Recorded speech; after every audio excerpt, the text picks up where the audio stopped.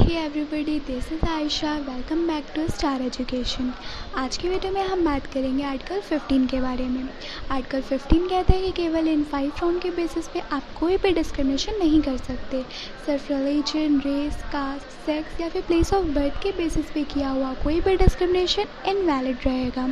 पर जैसा कि आर्टिकल 14 में हमें पता है कि बेटर ट्रीटमेंट के लिए डिस्क्रिमिनेशन ज़रूरी होता है, तो इन सारे ग्राउंड के साथ में कोई रिलेवेंट फैक्टर है एंड उस बेसिस पे अगर आपको डिस्क्रिमिनेशन या प्रोटेक्शन की जा रही है तो वो डिस्क्रिमिनेशन वैलिड रहेगा। जैसे अगर नर्सेस की जॉब के लिए या एयर होस्टेस की जॉब के लिए अगर वुमेन को फेवर किया जा रहा है तो वो वैलिड रहेगा। स्टील इंडस्ट्री या फिर हैवी इंडस्ट्री के लिए अगर वुमेन को फेवर किया जा रहा है तो वो वैलिड रहेगा। तो इसका मतलब ये हुआ कि सिर्फ और सिर्फ 5 राउंड के बेसिस पे किया हुआ कोई भी डिस्क्रिमिनेशन वैलिड नहीं होता। अगर इनके साथ मिला के अगर आप कोई रिलेवेंट कंसिडरेशन और उस बेसिस पे करे कोई डिस्क्रिमिनेशन तो वो वैलिड रहेगा। चलिए अब बात करते हैं आर्टिकल 15 के क्लॉजेस की। आर्टिकल 15 क्लॉज फर्स्ट कहता है कि स्टेट इन 5 राउंड के बेसिस पे डिस्क्रिमिनेशन नहीं कर सकता।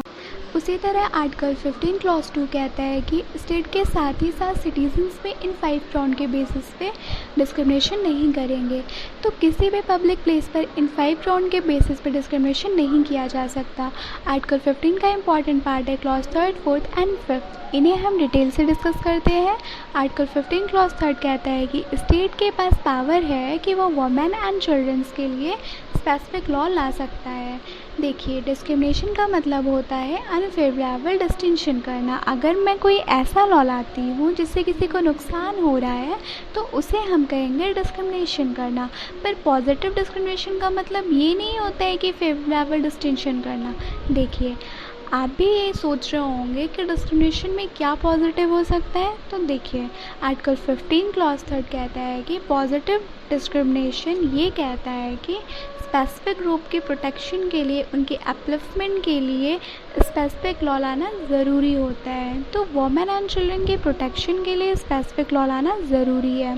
तो सोसाइटी में वुमेन एंड चिल्ड्रन की पोजीशन ध्यान में रखते हुए अगर गवर्नमेंट ऐसा पॉजिटिव स्टेप करती है जैसा कि पार्लियामेंट में उनके लिए रिजर्वेशन या फिर स्पेशल सीटिंग अरेंजमेंट, तो ये सारी जो चीज़ें हैं वो डिस्क्रिमिनेटरी नहीं रहेंगी क्योंकि इनके पीछे एक रेशनल फैक्टर है। इसका सबसे सही एग्जांपल है child labour prohibition and regulation act. तो ऐसा ही मतलब कि आर्टिकल 15 क्लॉज 3 के अंदर स्टेट वुमेन एंड चिल्ड्रंस के लिए स्पेसिफिक प्रोविज़न ला सकती है। जैसा Yusuf versus state of Bombay के केस में सेक्शन 497 को क्वेश्चन किया गया था। तो ये कहा गया था कि एडल्ट्री के जुर्म में women are not punishable and ये प्रोहिबिशन डिस्क्रिमिनेटरी है।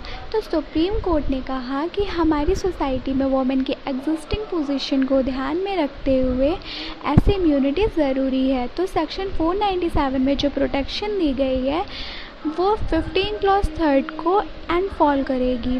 अब बात करते हैं कि आर्टिकल 15 क्लॉज 4 की ये बहुत ही इम्पॉर्टेंट प्रोहिबिशन है। इसे इंसर्ट किया गया था फर्स्ट कॉन्स्टिट्यूशन अमेंडमेंट एक्ट के द्वारा। Because of this case state of Madras versus Champakam Dorairajan, इस केस में क्या हुआ कि मद्रास गवर्नमेंट ने एक ऑर्डर निकाला। उसमें कहा गया कि स्टेट में जितने भी मेडिकल कॉलेजेस हैं उनमें हर कम्युनिटी को रिजर्वेशन दिया जाए। तो इस गवर्नमेंट ऑर्डर को चैलेंज किया गया। सुप्रीम कोर्ट ने कहा सिर्फ रिलीजन या कास्ट के बेसिस पे सिर्फ कम्युनल लाइंस पे रिजर्वेशन नहीं दे सकते। उन्होंने ये गवर्नमेंट ऑर्डर स्ट्राइक आउट कर दिया एंड इसी वजह से आया हमारा 15 क्लॉज 4।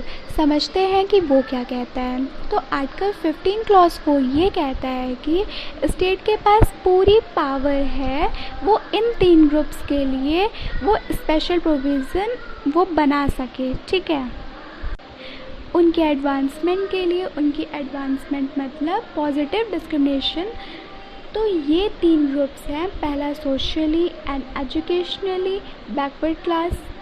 इंडियन कॉन्स्टिट्यूशन में मतलब कि बैकवर्ड क्लास कहीं डिफ़ाइन नहीं किया गया है। तो एज ऑफ नाउ हर स्टेट अपने खुद के क्राइटेरिया से ये डिफ़ाइन करता है कि कौन बैकवर्ड क्लास है और कौन नहीं। सेकंड शेड्यूल कास्ट आर्टिकल 341 जो है कॉन्स्टिट्यूशन का वो डिफ़ाइन करता है SC. And third schedule tribe जो डिफ़ाइन करते हैं आर्टिकल 342 में। तो 15 क्लॉज 4 का मतलब ये है कि SC, BC, SC and ST के एडवांसमेंट के लिए स्टेट स्पेशल प्रोविज़न ला सकता है। आर्टिकल 15 मेनली इम्पॉर्टेंट है उसके केसेस के लिए। 15 क्लॉज 4 आने के बाद स्टेट ऑफ मैसूर ने गवर्नमेंट ऑर्डर निकाला और स्टेट के लिए जितने भी मेडिकल एंड इंजीनियरिंग कॉलेजेस थे उनमें रिजर्वेशन लागू कर दिया। तो बैकवर्ड क्लास के लिए 28%, मोर बैकवर्ड क्लास के लिए 22%, SC 15% एंड ST 3%। तो कुल मिलाकर के टोटल 68% रिजर्वेशन मतलब कि इनके अंदर आ गई थी। उसके बाद क्या हुआ, केवल 32% सीट्स मेरिट पूल के अंदर ओपन थी। तो यही गवर्नमेंट ऑर्डर चैलेंज किया गया था MR Balaji versus state of Mysore case में। It's a very important case. तो इस केस में सुप्रीम कोर्ट ने उस गवर्नमेंट ऑर्डर को स्ट्राइक आउट करते हुए कहा कि ये जो बैकवर्ड क्लास डिटरमाइन करते वक्त आपको सोशल और एजुकेशन दोनों फैक्टर को कंसिडर करना पड़ेगा, सिर्फ एक को नहीं। सेकेंड बैकवर्ड क्लास, तो वो डिटरमाइन करते वक्त सिर्फ कास्ट को आप कंसिडर नहीं कर सकते हैं, बिजनेस, पॉवर्टी और भी जो रिलेवेंट फैक्ट है आपको उनको भी कंसिडर करना पड़ेगा। तीसरी बात उन्होंने कहा, MR बालाजी के केस में पहली बात 50% की सीलिंग लिमिट डिफाइन की गई थी। उन्होंने कहा the reservation should not exceed 50%। ठीक है। चौथी चीज़ ये कही गई कि बैकवर्ड जो है ना हमारे, तो उन बैकवर्ड क्लास का जो डिस्क्रिमिनेशन है into backward and more backward ये वैलिड नहीं है। साथ ही साथ MR बालाजी के केस में ये कहा गया कि पॉजिटिव डिस्क्रिमिनेशन करते वक्त हमको सोसाइटी एट लार्ज एडवांसमेंट को नहीं भूलना चाहिए। MR जी के केस में जो भी मतलब कहा गया था वो सब मतलब कि एकदम पलट दिया गया Indira Saini versus union of Indian के केस में। उन्होंने कहा कि सिर्फ कास्ट को कंसिडर करते वक्त हम बैकवर्ड क्लासेस डिफाइन कर सकते हैं। दूसरा उन्होंने कहा कि बैकवर्ड क्लास और मोर बैकवर्ड क्लास का जो डिस्टिंक्शन है वो भी वैलिड है।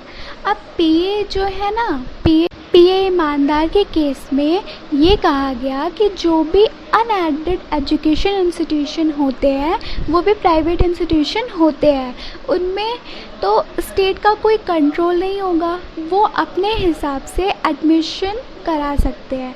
इसी बात को ध्यान में रखते हुए 15 क्लॉज 5 ऐड किया गया था 93rd अमेंडमेंट एक्ट के थ्रू।